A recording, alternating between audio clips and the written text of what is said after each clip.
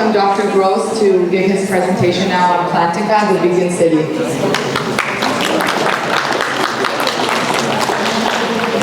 6:30.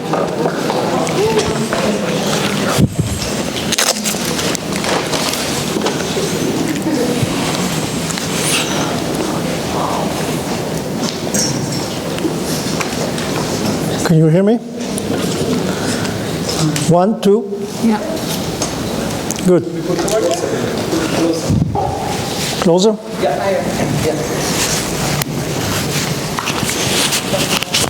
That's okay? Yeah. Okay. I never been hooked to so many electronics. I feel like a walking bomb here. So, good evening, everybody. It was really nice to see such a turnout, I would say. As I heard from Brit, 50 people enrolled, and that was a great achievement. So, round of applause for everybody here. It's really great. Great to see so many vegan and people that are vegan friendly, I would say here. And tonight, I'm going to talk about vegan in a completely different way. It's not going to convert you into vegan. Probably I will do that in a different conversation, a different presentation. It will come. But tonight, I'm going to talk about what vegan can do. And they can do so much. They can, and listen to it very carefully, they can change the world. We are changing the world. We are changing the world. And we are going to see a different world, more and more so, because I see so many people that turn into vegan, and I'm very, very excited about it. However, I'm a little bit, how will I say it, worried when I heard a story from one of the people here that he stopped to be, or he's not vegan activist as he used to, because someone hit him, chased him, hit him. Please, don't back up. We have all the force in the world to continue and to do the things that we need to do. The world needs us. And when I'm talking about the world, is everybody. Is people and is animals, wherever they are. And I was really moved to hear the story about the animals, and I feel for each animal, or every animal that I can see, and I'm trying, how would I say, even now, I'm very excited when I'm talking about it.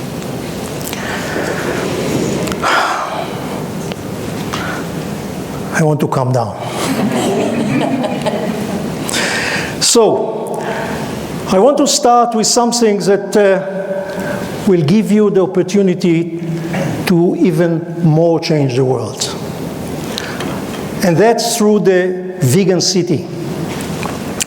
But before that, some of you want to know who am I and what I'm doing here at all. So my name is Ze'ev Gross. Some call me Ziv because it's hard to pronounce Ze'ev. So you can call me Ziv or Ze'ev, whatever you prefer. And I'm a family physician for the last 32 years. I'm vegan for the last 10 years. And I'm activist for the last 20 years.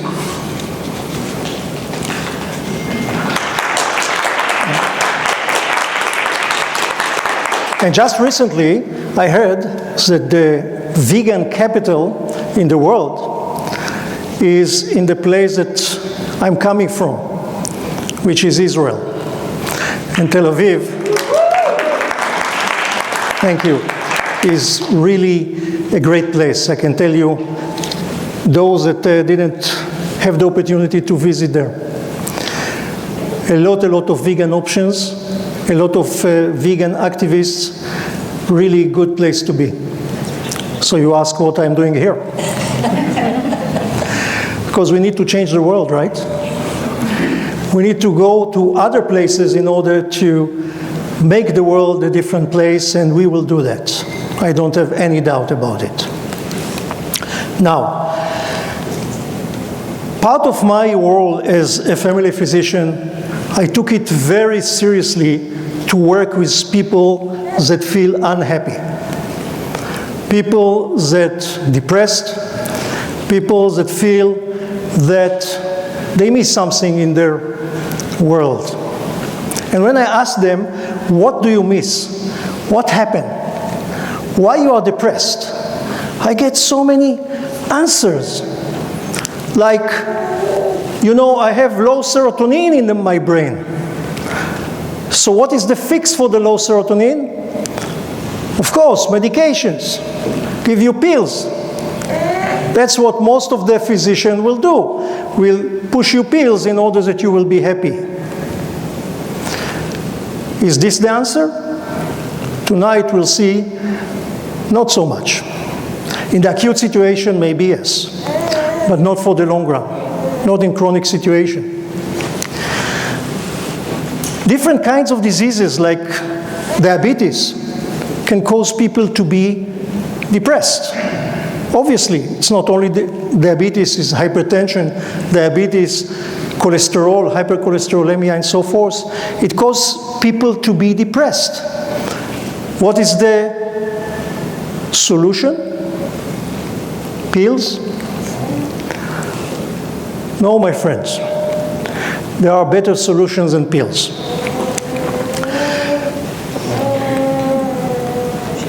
Two, I don't have enough money. I have too much money. Relationship. The relationship crushed. Workplace. You don't need to raise your hands. Who is not happy here from his workplace? Okay, some still couldn't resist to raise their hand. So, workplace. Many people are miserable in their workplace. Children at school. Do you know that 80% of the children in the United States had depression sometimes between 11 to 17? That's amazing. Why? What happened? We have everything. Why we are so depressed? This is the pharmaceutical companies. I don't say that they are to blame, but this is part of the environment that we live in, that everything is because of medications. We need to treat by medications. It's religion. I'm not against any religion. But many people that come to me, they feel that they don't belong anymore to any religion. They feel that the religion abandoned them. They are looking for something else. But we cannot live without spirituality. Let's have a spirituality without religion. What about the economy? Capitalism, communism, we know that neither of them work. We have so many problems with it. What about the government? What about the bureaucracy? Everything, all of those things cause people to be depressed. But the solution, apparently, is not in the medication. Living in such an environment with pollution, that causes people to feel lost. What can we do for that? The industry is $1 trillion.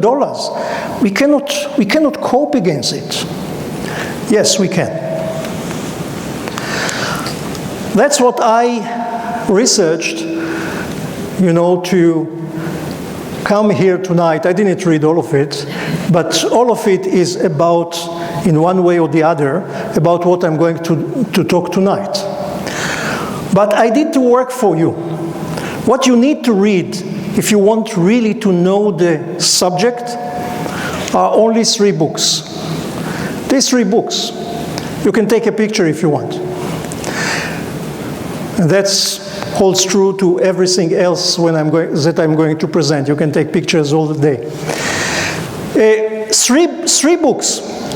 One of them I'm going to focus especially now in this presentation, and is about the blue zone happiness. This is the book that changed my view about how to change the world. And that's what we are going to do tonight. The blue zone started by checking statistically in 2002, about 18 years ago, what are the places that people live the longer, or the longest, I would say. Just imagine, one of the places, Okinawa, in Japan, a person 100-year-old teaches karate. People just forget to die. That's amazing. And they are with high quality of life. Don't you say that they are, withering at their age, and they are wrinkled. They are full of life. They die eventually, yes. But they are full of life almost until the last moment. Amazing. And this research, they try to find out what is the secret. What happened there? Why these places, and you see it's not a one place in the world. You have it in 3 continents here. In America, you can see it in Europe, you can see it in Asia. You can see it in different continents, and still these people lived so long and happy and high quality of life, even in America.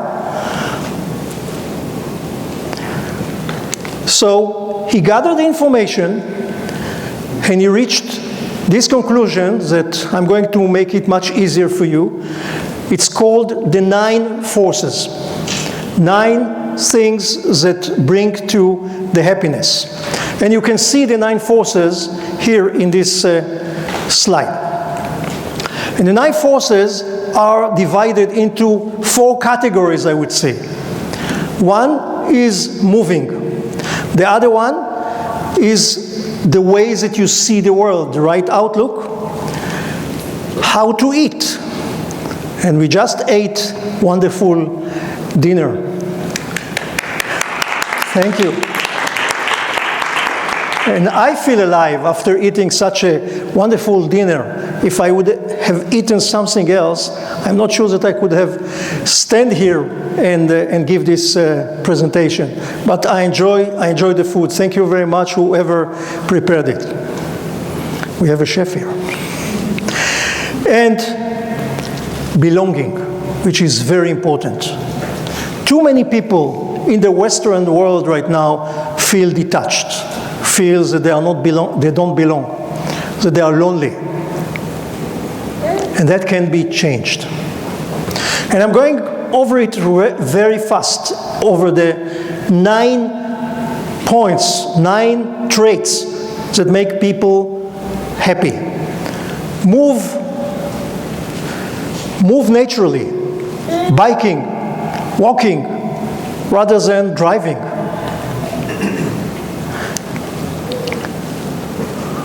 Why am I here?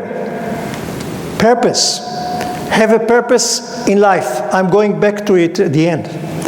That's so important, that we will have a sense of purpose, why we are here. Calm down. Take vacation. Unfortunately, I'm not doing it. But I'm striving to do it. I will. I promise. Eat 80% of your stomach, not full, 80%. It's a very interesting concept. What type of food? Here we go. I'm sure that you're familiar with all this food. Mainly, all these 5 places mainly were 80%, 90% vegan. Say 80%, 90%, because some had, celebration in once a month they ate something else. But most of them, and I'm talking about the big majority, are vegan.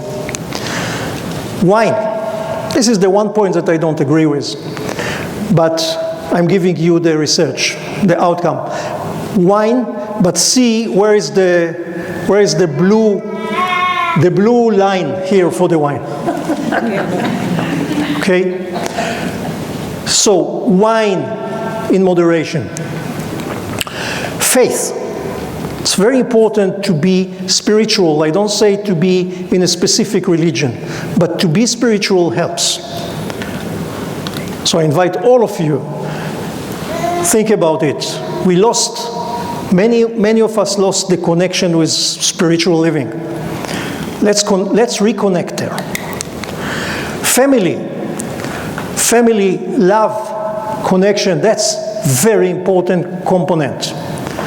And one of the most important component in the 9, and it is the 9th, is belonging to a tribe, belonging to a community with a structure.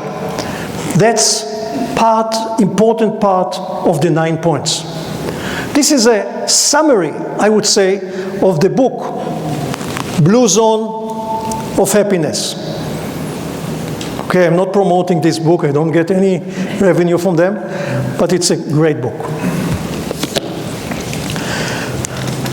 Now, some of the slides that you are going to see tonight, not all of them, but few of them that you are going to see are from this article that was published here, the American Journal of Lifestyle Medicine, and it's based on research. And I'm going over it quite fast.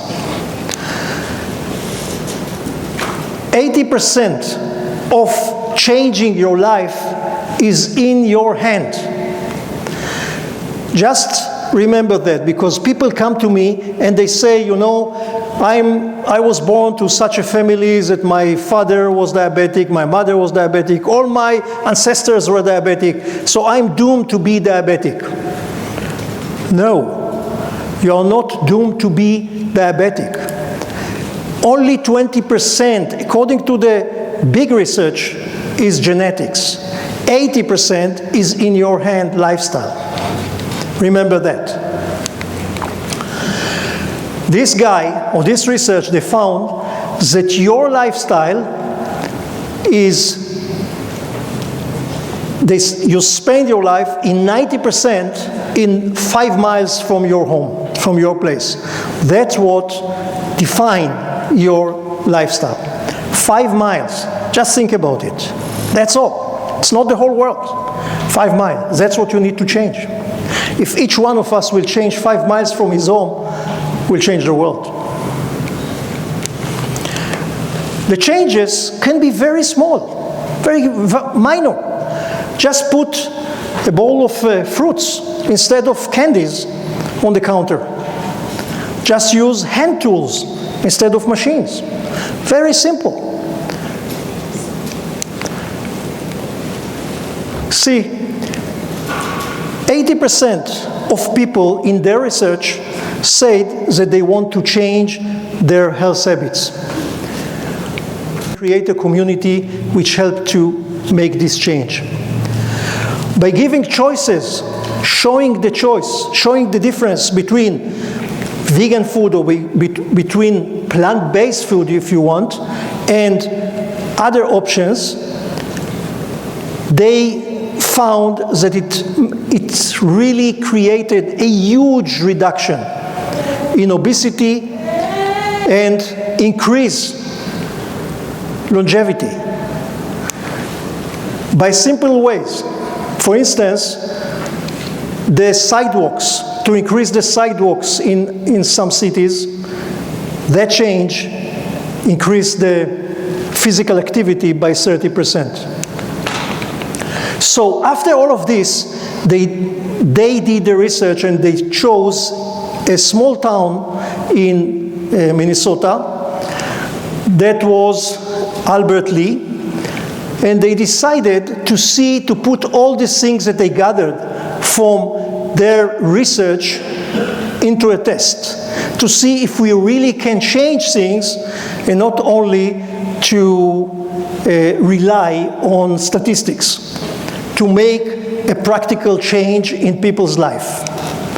So they chose this city and they started to work there to increase the sidewalk of this, the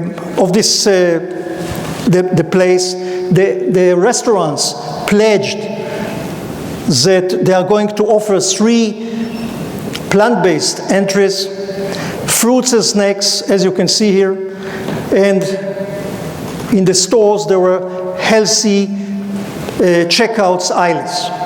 So all of these changes, including schools, and remember that schools and children, they replace all the candies in the vendor machines into healthy options.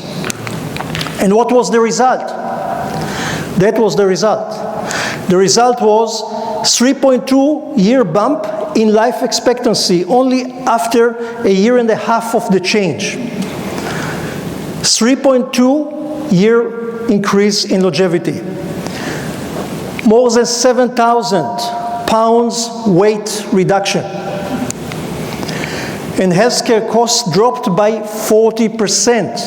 Just think about that, the amount of money that was saved, what can be done with it. It's good for the municipality, it's good for the government, good for everyone. That was amazing. And after that, they became enthusiastic. And they started to spread it to other places. And at the end, about 27, at least in 2016 that it was published, 27 cities joined in the United States. Why not in Canada? Let's do it in Canada. Let's do the change. Let's make it. Now, prepare your cell phones. You can take the picture from the next slide. This is a summary of the changes, because I'm not going over it. You can take the picture, and I'm going quickly after that to the next slide.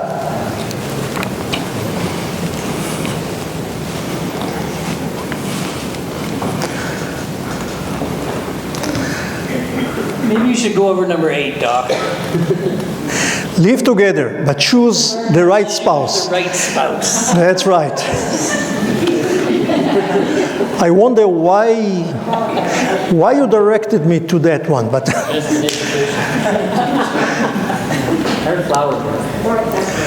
I want you to listen to this anecdote.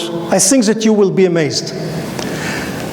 Stamatis Moraitis, I hope that I pronounce it correctly, story.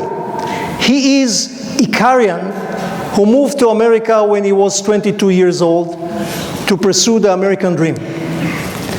He was a painter, immediately started having success, bought a house, married, had 3 kids. A very success story. But at an age 66 years, he developed terminal lung cancer. Not very pleasant.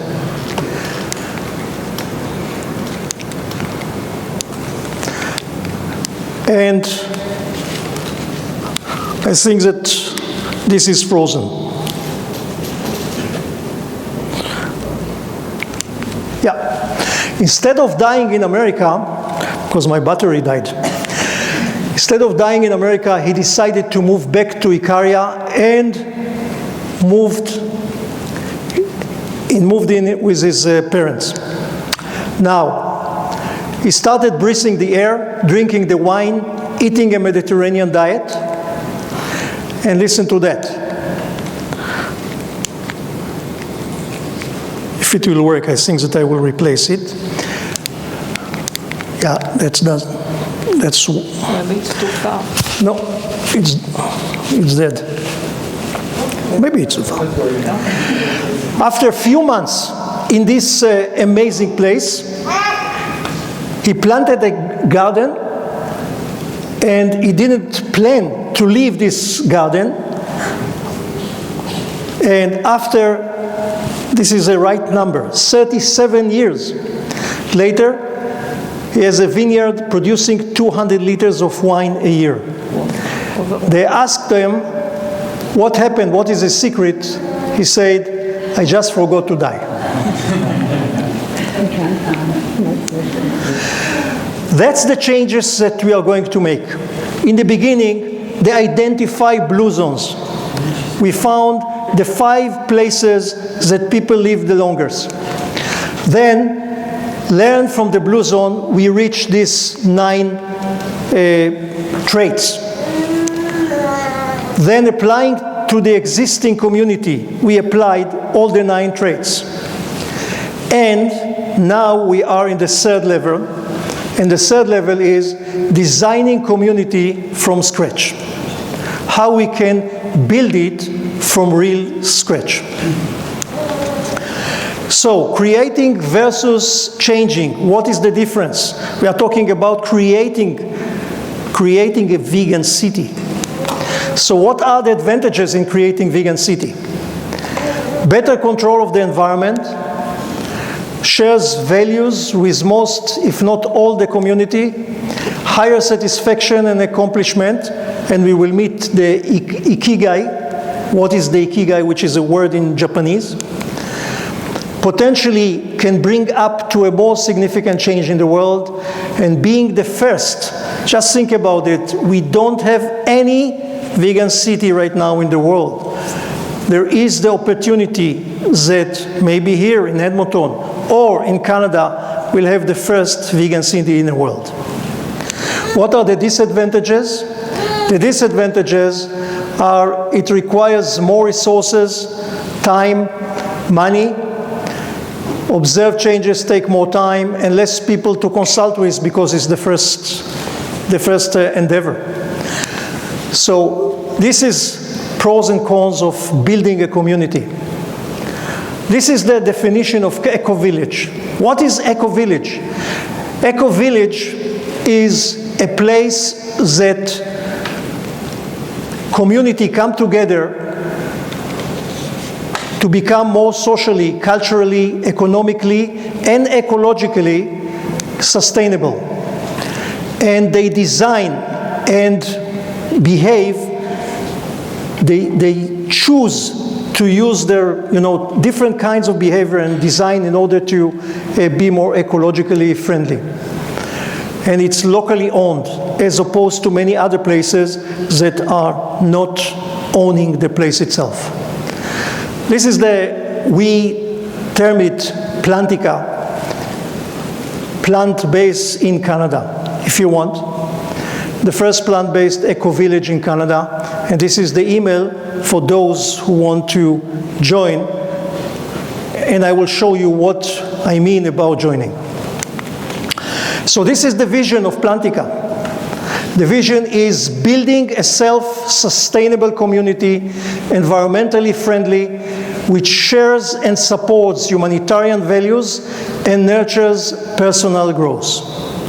Very simple, to put everything together. What is the mission of this Plantica? What wants to achieve?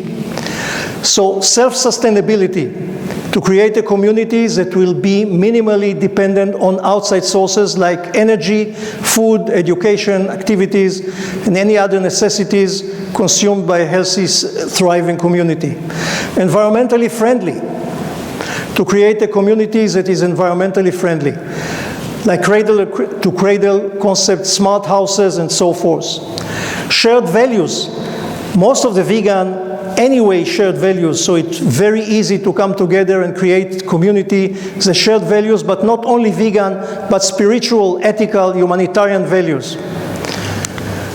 Financially stable, that it can stand by itself financially as well, and Flexibility, it means that it's not going to be a remote place. It's going to be connected to the city. It's going to be in relation with the city. We don't want to disconnect anyone from their connection with the city. And last but not least, leadership. Because this place is going to provide leadership to other places in the world because they have the experience, the first-hand experience to provide this vegan city. So imagine now, I want you to think about this vegan city. What can you achieve there? You can achieve there a school for life skills. Always I hear people say, why don't you treat children life skills? Things that we can use in their life. So in this vegan city, you can have schools that do all of those things. Life skills, developing future leaders. Imagine a place that is spiritual life without religion. That growing your own food, clean, fresh, accessible. A big greenhouse, if you may, that you can come and get the vegetables, the fruit, the nuts, the mushrooms, whatever you want, without any pesticide, because you know exactly what it's there. You don't need to go to Costco, the superstore, in order to get your food that you don't know where it comes from. And it's amazing. It's fresh. And I hear all the time people that grow their own garden, how more tasty the fruit is. It's amazing. It's black and white, very different, much healthier. And that's one of the traits that were common in the people in the 5 regions that we saw. They ate what they grow. Excellent. What about the animal? Reducing animal suffering, increasing compassion, and, cultivating leadership that can make it and do it in a wise way. Not just to push things away from us, but to do things in a way that will really change the world. We can make it. Living in nature. If you design it, you can design that you can live in nature and that you will be surrounded by nature. Moving naturally, more bike and people than cars. Design your home, that it will be smart home, save energy. This is the cradle to cradle, eco-friendly, no waste. I'm going to use the Value Village slogan, what is trash to one is a treasure to another. In this case, what is waste for yourself is a treasure for yourself. For yourself, because you can use this trash. So never there is a trash, there is only treasure. You can produce things that we don't find anymore here in Edmonton. If you go to Toronto, if you go to BC, you can find many more vegan options. You can get even more vegan options. Be creative. You can create so many things that are vegan that you can produce it and export it to many, many other places. And that by itself is self-sustainable financially. And if we are talking about financially, how about clean money? I'm not talking about laundry money. I'm talking about clean money. There's no such thing. Clean money, which means that you use the money. People give me the example of the kibbutz in Israel. Yeah, the kibbutz in Israel, it's an amazing example for communities that shares many things together. But in this sense, they are completely different from the vegan cities that I'm presenting tonight. In this sense, because I want the people there to be rich. I want them to be initiatives. I want them to be capitalistic and not communist, as more or less the source of the kibbutz. But it's not going to be capitalism for the money itself. It's going to be money in order to invest it in good things. invest it in the environment, invest it in other endeavors, initiatives that will bring more money, but on the way will make the world a better place to live in. And that's the idea of clean money. Now, this is not my invention, it's not a dream, it's happening these days. If you want to know more about it, I can refer you to one of my favorite books. It's called Clean Money, surprising, and it's by Joel Solomon. Clean Money, Joel Solomon, and you can read about it. He gives there many examples of companies that are already doing it. Policymakers, this city can be run by whom? See, this is the normal ways that we run cities, countries. This is the normal way. But in this, right, we have public, we have influencer, and we have decision makers. And decision makers, for some reason, are in the top.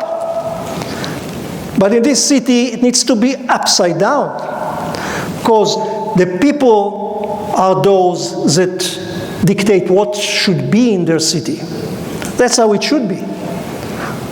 That's how it was many, many years before in Greece, for instance.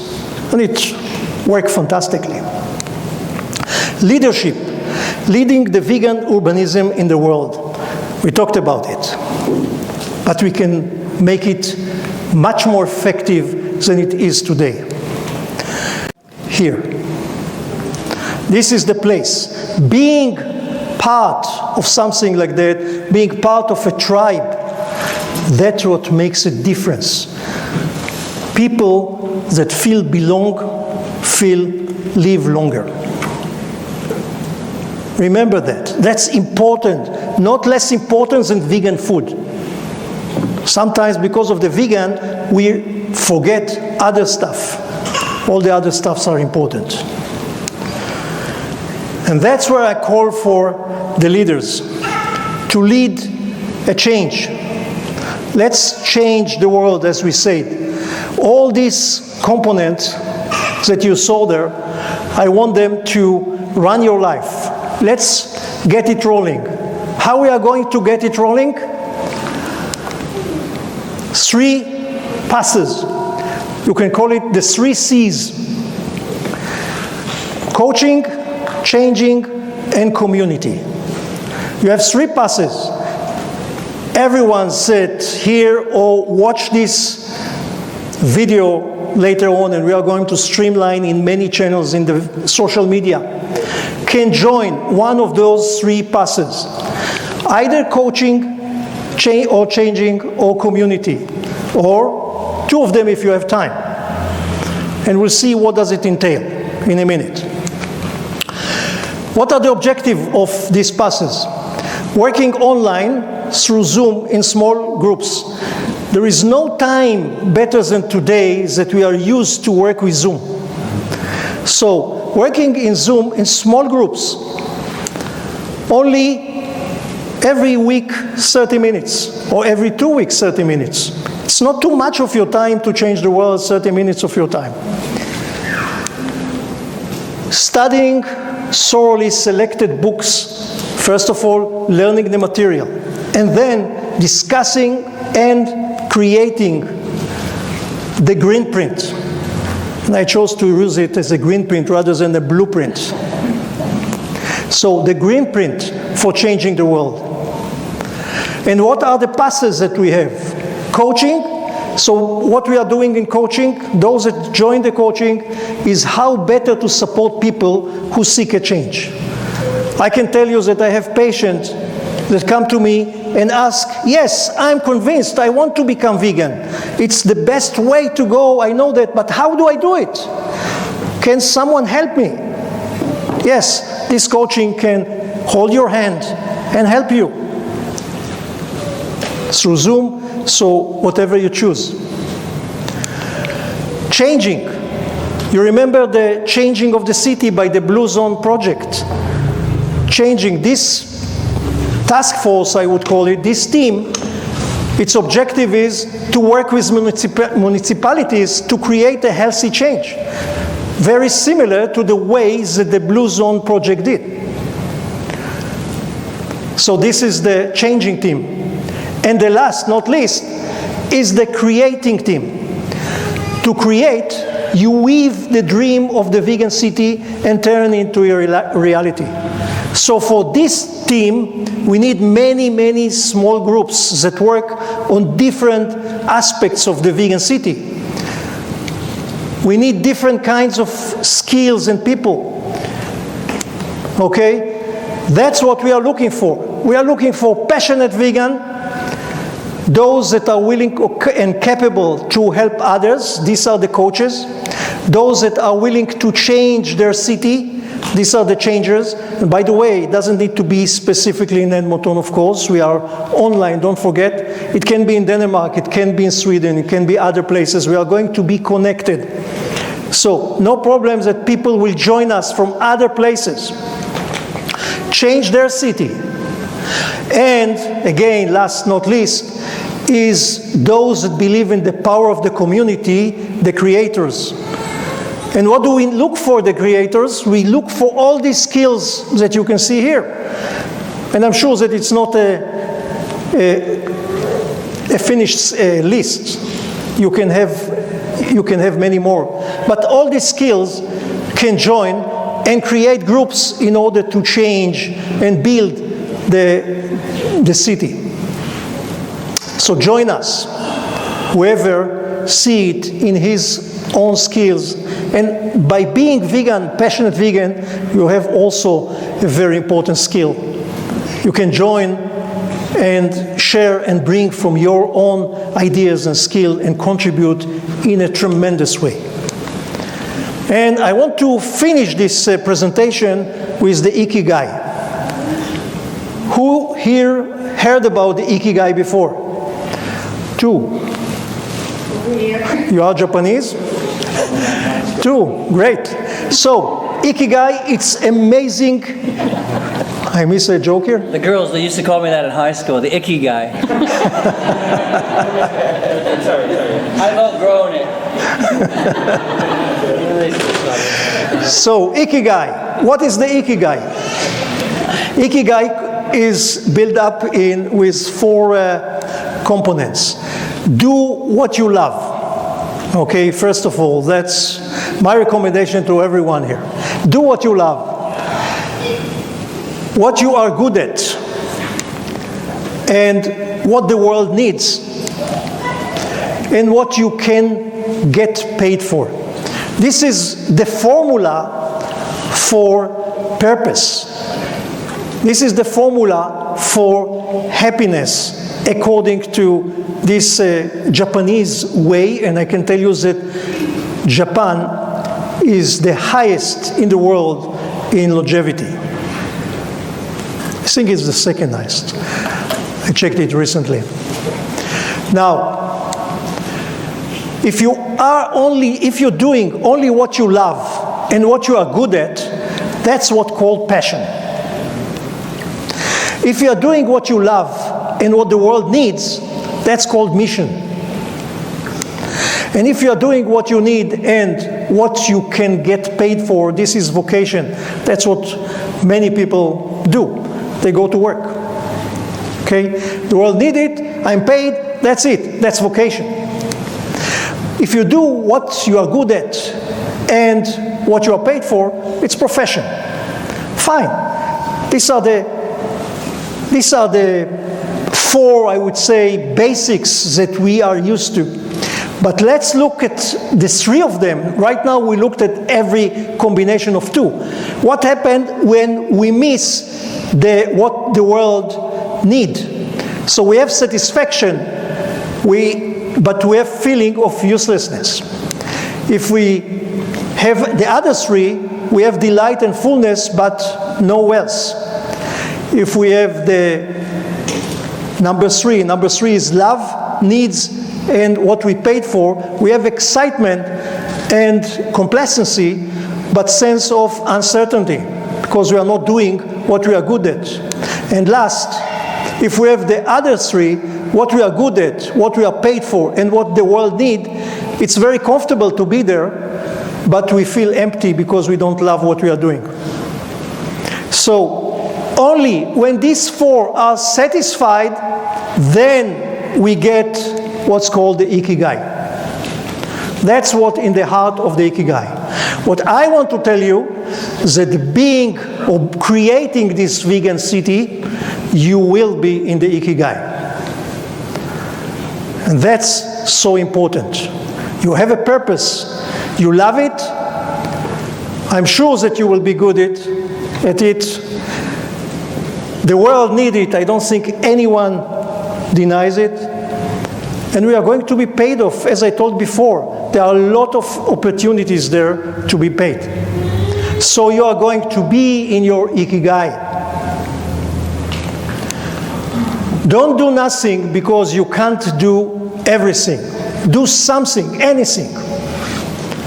And that's a quote from one of my favorite activists, I would call it, Colleen Patrick Woodrow. Yeah. Right? Give her a hand.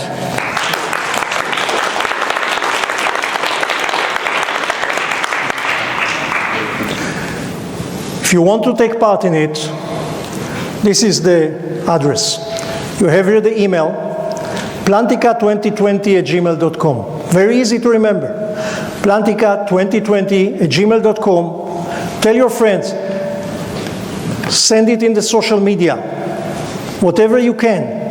I would like to see more and more people because we are going to change the world. Thank you.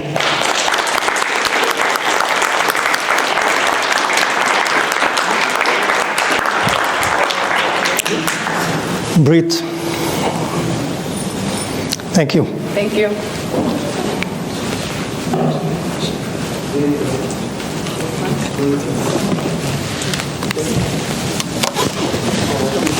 This one. Thank you, Dr. Zev Gross. That was great. I'm sure all of us would like to be a part of Dr. Chapter, or at least live there. Okay, we'd like to hear now from Howard. Okay, cool. You good? Yep, I think so. Hello, everyone. All right, so I'm just gonna say we're gonna have a few more presentations about some of the activism groups around here that you can get involved in. So I'm just gonna say a few words about Nation Rising. If this is working, yeah. So Nation Rising, we're a grassroots, nonpartisan political advocacy group. And we're seeking to bring together individuals, experts, and organizations from across Canada who are concerned about the environment, health, and animals to get the government of Canada to switch the multi-billion-dollar subsidies that are going to prop up animal agriculture to instead finance a just transition to a plant-based food system. So our goals are, in a little more detail, to stop the multi-billion-dollar subsidies that are going to support animal agriculture in Canada. So our view is that our tax dollars should not be used to fund food that makes us sick, destroys our planet, and unnecessarily harms animals. To make healthy plant-based food affordable to all Canadians by creating new subsidies to support its production and availability, especially to low-income Canadians and members of Indigenous communities, and to help farmers transition to plant-based farming and other businesses by providing them with financial and logistical support. So specifically along these lines, we recently submitted a federal budget proposal for the 2021 federal budget, which reviewed why the present moment especially demonstrates the need for Canada to begin exploring how to transition to a plant-based food system and how to take initial measures towards this transition. To this end, we made the following recommendations for the 2021 federal budget to help operationalize really important policy guides from Canada, including the recommendations of the new Canada Food Guide to shift to a plant-based diet, Canada's commitment to preventing the emergence and spread of infectious diseases, Canada's climate and other environmental goals, and Canadians' desires to reduce the needless suffering and killing of animals. So I'll just run through this really quickly and then let you know how you can get involved. So the first recommendation is that the government create a working group to study and make recommendations on how a transition to a plant-based food system in Canada could best be achieved, which will gather and assess evidence of the potential public health, ecological, and economic impacts of the transition. The second recommendation is that the government provide funding in the amount of $7 million per year for the next 3 years for a farmer transition pilot program, which will provide grants to a limited number of farmers who wish to transition from animal agriculture to producing safer, healthier, and more sustainable plant-based food for human consumption. Third recommendation, that the government provide funding in the amount of $134 million dispersed over the next 5 years to research, define, and implement a national food program and a plant-based food procurement policy for federal institutions and other public institutions such as hospitals, schools, and universities. And finally, fourth, that the government shift a minimum of $390 million, which is just 10% of the total budget that was earmarked for supply-managed animal agriculture industries in the 2019 federal budget, to which they subsidized to the tune of a full further $3.9 billion to directly fund the growth of climate-friendly, sustainable, and healthier plant-based food for human consumption. Okay, so yeah, if you want to learn more about that you can check things out on our website. What you can do to help, so first, send a letter to your MP asking that they include in the next federal budget these meaningful policies that will enable and incentivize animal agriculture farmers to profitably transition to plant-based farming. It only takes 1 minute. That's a QR code for it. You can go there, and I'll have all these QR codes on my last slide. You can meet with your MP to lobby for change. This is in some ways the most effective measure you can do, but we realize it is the most demanding on your time. So Nation Rising has a lobbying document. We have some of those in the back, and instruction that include everything you need to do to set up a meeting with your MP and lobby for Nation Rising goals. You can also download everything at that QR code. You can also get involved with our local Alberta chapter here to help us with local organizing and campaigns. We're going to be having a grassroots lobbying drive coming up, other kinds of local initiatives like that. You can use that's the QR code for it there. And then finally, maybe consider donating to support our educational and lobbying efforts. So at the federal level, we do have some expenses. We need to hire outside help to assist us with our video editing and other media. We really kind of just have 4 people kind of running the show, including me, who's a local chapter organizer. So we really kind of need some outside help. And also, we're looking into developing a professional lobbying branch, much like what the Agricultural Fairness Alliance in the United States is doing. They're, in many ways, our sister organization in the United States. So we're looking into trying that. Okay, yeah, okay. So just see Britt. I wanted to thank, was the food really good? Yeah. Enjoy the food? Yeah. Awesome food. I just want to say a quick thank you to Nate culinary team for this wonderful meal, and thanks so much for that. They're not here, are they? Oh, in the back somewhere. We'll have to go directly to them after and say thank you. Okay. Mr. Gross, Dr. Gross, thank you so much for that was a wonderful presentation. Here's a little gift certificate for you for that. Thank you. Thank you. Token of our appreciation. Thank you. And thanks everybody for coming. And I do want to say a thank you to Britt and Tom for organizing this event. A lot of work went into this, and Britt worked day in and day out getting this all together. So we definitely appreciate Britt and Tom for being able to put this together for us. It was an amazing evening, so much appreciated. Give them another round of applause, everybody. Thank you. A little token there. Thank you. That's it. The rest is just, I don't know, Max is supposed to be doing, playing some music for us, so go ahead, Max.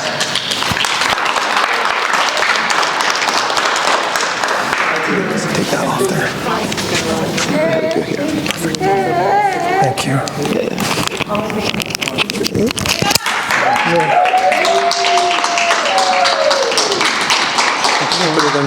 What happened to the handheld?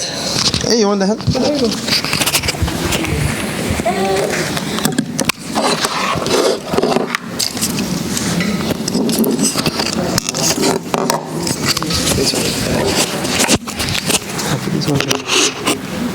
What's that? This is yeah, I'll work here. Hello everybody, thank you for coming tonight. It's a pleasure to join you this evening in this year's About Only Vegan event.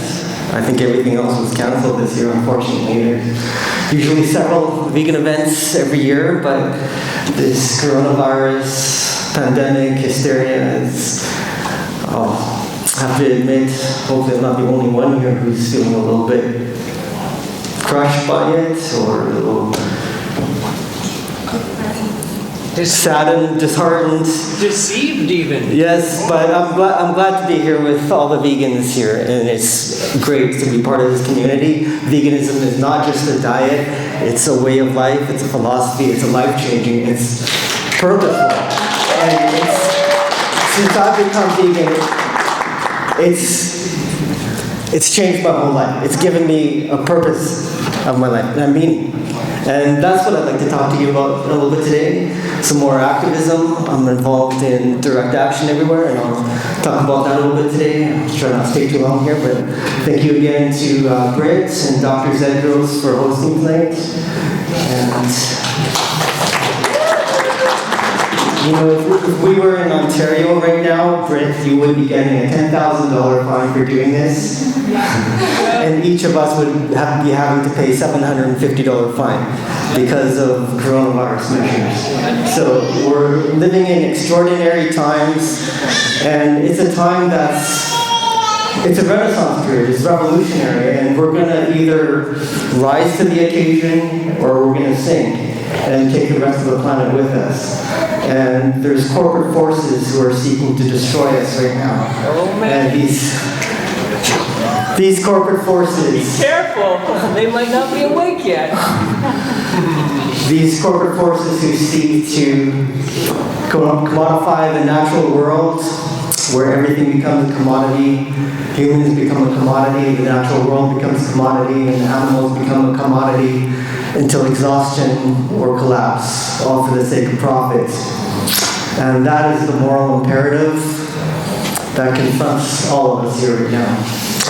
The moral dilemma that confronts each and every one of us is that they're trying to steal our beauty, our love, our joy, our peace, our compassion, our humanity. And we need to push back, because there's no hope. We cannot use the word hope if we don't resist.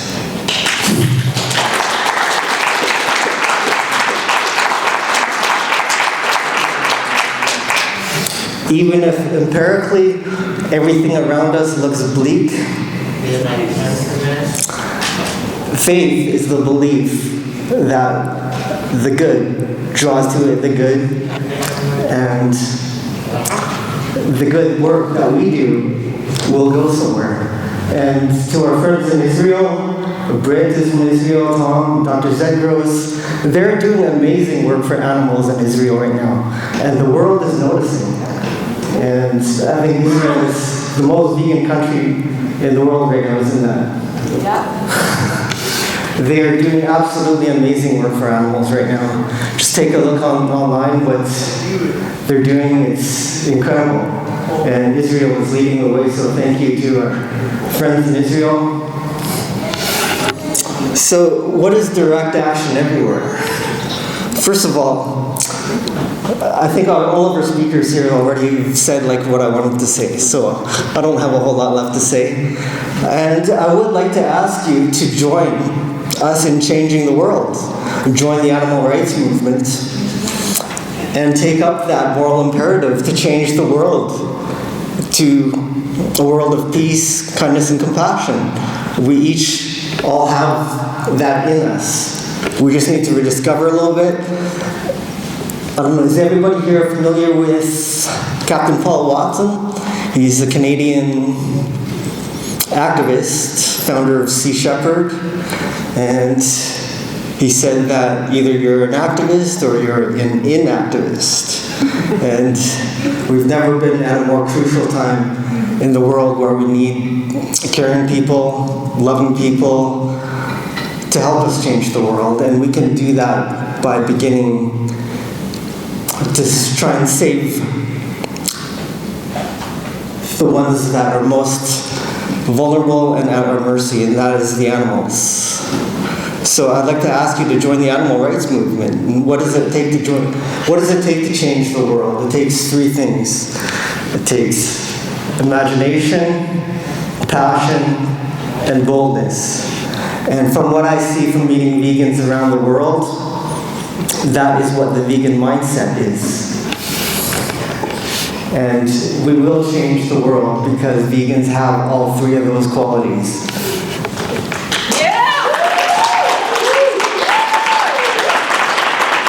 So to build a new vegan city, we need you to be bold, creative, and passionate, which you all are. And that's how we will make the world a better place. So, direct action. What is direct action? Direct action everywhere. We are a grassroots network of animal rights activists around the world. There's chapters in countries everywhere, and they're taking amazing action for animals. And I'd like to talk a little bit about our core values and some of the actions that we take. So, first of all, we are fiercely nonviolent. That is one of our values. And we challenge systems and institutions of exploitation and oppression with powerful, nonviolent direct action.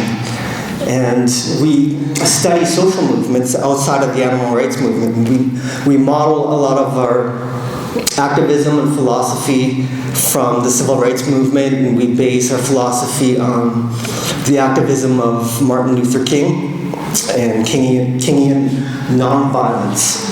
So, with peaceful, nonviolent direct action, we have moral force to challenge these institutions.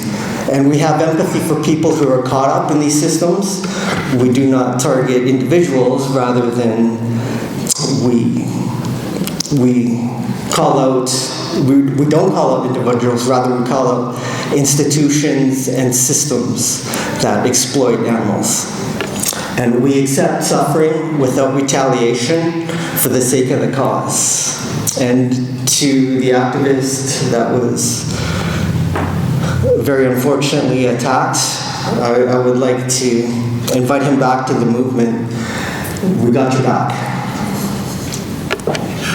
And even when tested, we respond non-violently in action, word, and tone. Another core value is that we build purposeful communities.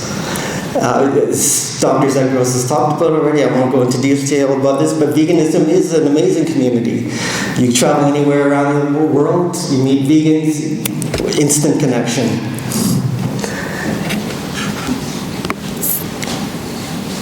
And we encourage ordinary people to become the best activists they can be. We have a network of activists around the world, and we've done so many amazing actions. I mean, you may have seen in different countries, France, Germany, all across the US, England, Israel, of course, right here in Canada. Animal rights activists, they are stepping up, and I've done it myself. We've gone into places of violence and we've rescued animals, we've documented conditions, we've taken pictures, we've filmed. Our goal is that we want to achieve revolutionary and social and political change for animals in one human generation. That is our goal. And this is how we're going to achieve it. By everything that we're talking about tonight and everything that we're going to do. And we do our own work. So we draw on the best available evidence from academia and beyond to inform our activism, and we network with other activists and like-minded people around the world. And we seek diverse perspectives, and we look outside the animal rights movement too for lessons and inspiration. And we measure and react, we innovate, we're willing to take risks, we experiment, and we accept failure, and we're eager to adapt and shift course based on outcomes. And we lead by serving. So we create power for the movement by empowering the people around us. And our leadership team is the first in line to sacrifice when it is necessary. And ultimately, we are striving to serve the animals and the movement. We aim to do exceptional work for the animals. Our actions reflect a seriousness and urgency of our cause. And animal liberation, it's not a hobby, it's a social justice movement. So we have some goals and plans we want to develop and achieve, and with direct action and DXE, or DXE for short, we need every skill set possible.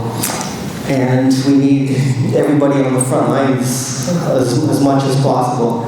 Now, whether you're in a position to take risks that involve the rest is not necessary. There's a place for everybody in the animal rights movement, no matter what your skill set is. If you're good at photography, if you're a graphics artist, if you're a good writer, if you're a techie, whatever your skill set is, we need you. And whatever your risk tolerance level is, there's a place for you in the animal rights movement. And I'd like to invite you to become a part of that. Even if you're a musician, we need some creative minds here, and that's what is going to build a movement and help us grow. And I know that this coronavirus is the setback right now, but that's not going to let us stop us, because we need to make this change. Otherwise, everything we hold dear, it's going to be lost. So I'd like to tell you briefly a little bit about some of the things that we do. So, direct action, it is very creative. We can take some of those bold risks. We would like to challenge laws. Sometimes we break laws, but it's necessary, because in legalese terms, we call this the necessity that we break a law in order to prevent greater suffering. Now, I think everybody here would agree that if you saw a dog sweltering and suffocating in a hot car, that you would be right to break the window and free that dog, and that you shouldn't face any legal consequences for doing so. Now, we would just like to expand that to include animal suffering in any facility that is. And that's part of the laws that we're changing here, or we're trying to change.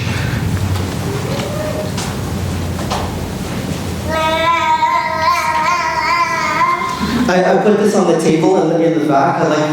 I invite you to grab a copy. It's called Rose's Law, Animal Bill of Rights. And Howard was talking about this, so was Dr. Zedros. This month, very soon, activists all across the world will be taking bold action and pressuring governments in order to try and enshrine an animal bill of rights into law, into Constitution, and give them the legal protections that they need and deserve, because in every country they do not have this. And even in Canada, you may be surprised, our animal laws are very weak. So some positive change has already been happening. In 2019, the Parliament passed bills to ban the importation of shark fins, making Canada a leader in shark conservation and ocean conservation. And they also passed a bill to stop the captive breeding of dolphins and whales. So this is great progress. And this was brought about by just a handful of legislators and politicians. So it can be done. I mean, contact your MLA, your MP, they are obligated to meet you. They serve you. We are the public. And if we bring about these issues, it can take very little to spark change.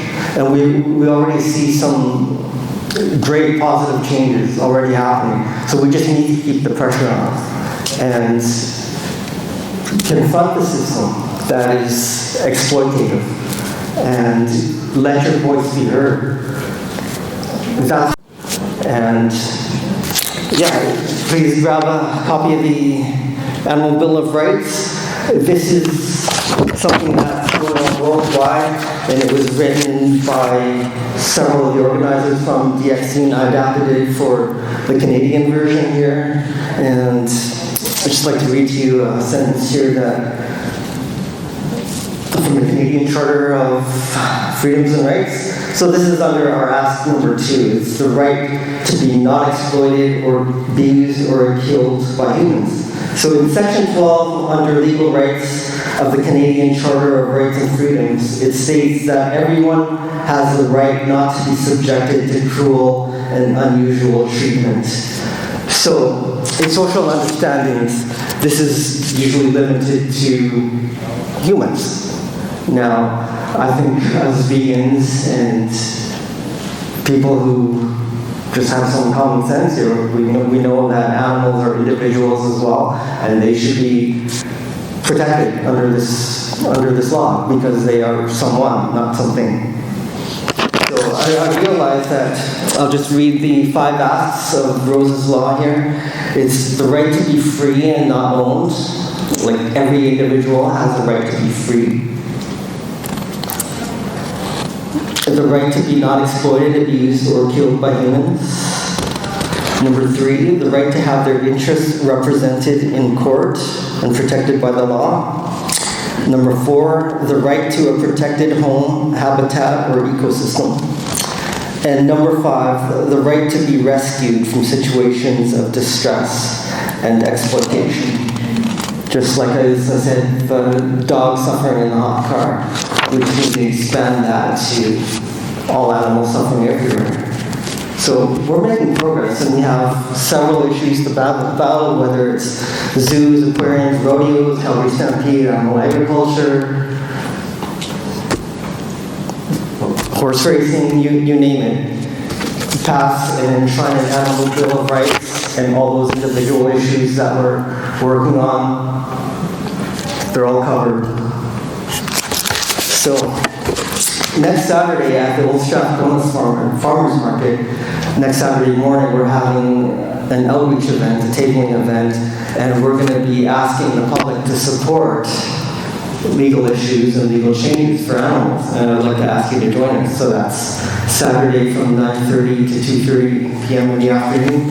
We'll be setting up a table there, and we'll have different issues on the table, such as Lose to the Elephant. We'll be trying to end the sled dog industry and a bunch of other issues as well.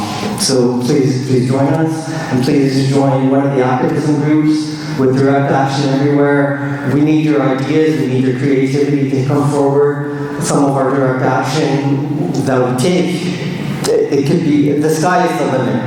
There's whatever you imagine. Imagine it, vision it, believe it, do it, achieve it. Our latest disruption, now this is the heart of our movement here, is disruption. Why do we disrupt? So disruption can be uncomfortable, but we disrupt because we are trying to denormalize an institutionalized system of oppression and violence against beings who do not have a voice. So we are leveraging our voices to confront a society that has thus far refused to come to the table to negotiate. That is why we disrupt, to try and denormalize what has been so ingrained and institutionalized and legalized in our society for way too long. This mass genocide and holocaust of billions and billions of living beings every year around the world.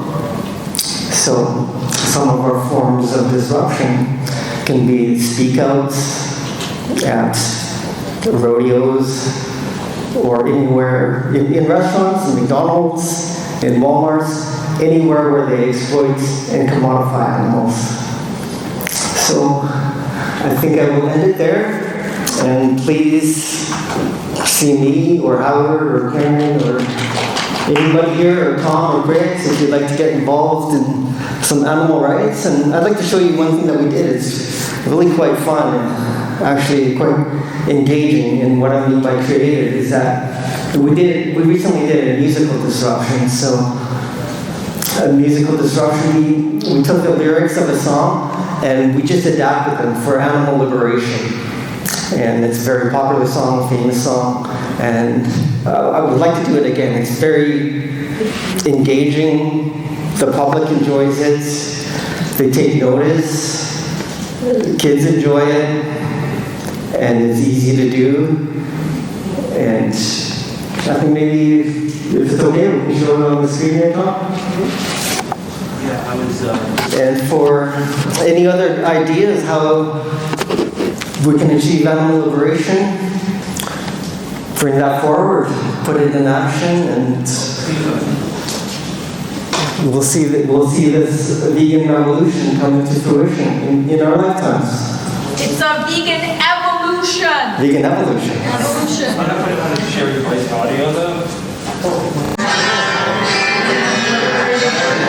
So here's a little bit of a creative protest.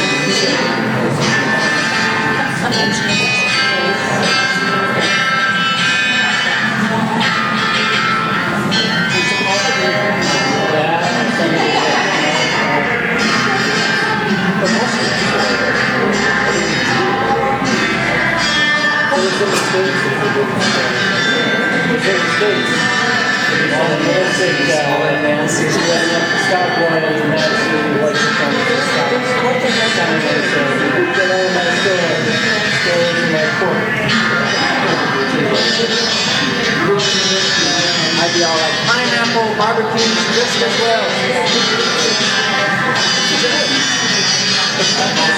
Vote the rules, try the portobello mushroom. You won't regret it.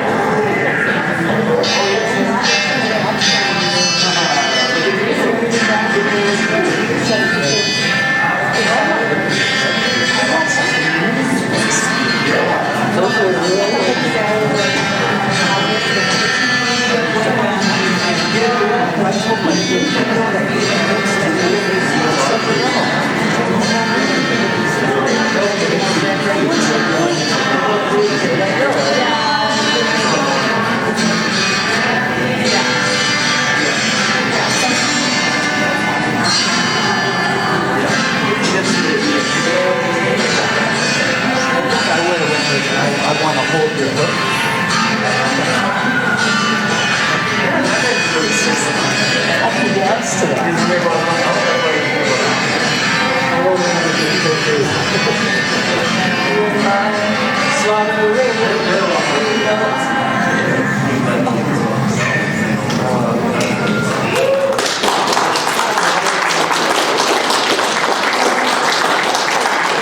Yeah, so that's Good job, buddy.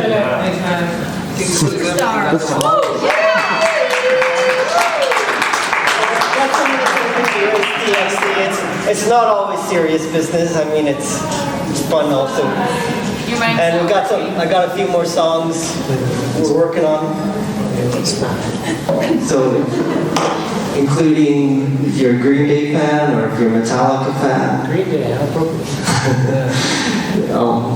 You'll see something from that from DXC soon. So if you like singing, join us. We'll be known as Musical DXC. Well, thanks so much, Matt, for the presentation.